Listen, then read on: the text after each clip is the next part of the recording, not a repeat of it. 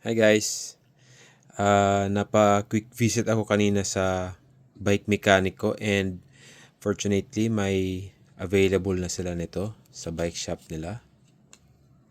And bumili na rin ako since napapalong ride na tayo lately.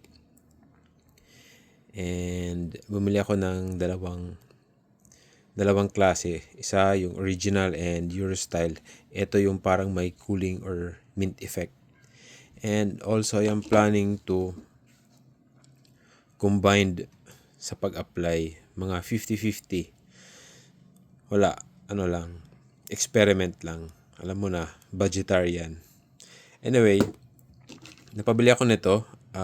Maliit lang siya. I think 9 ml and 70 pesos each.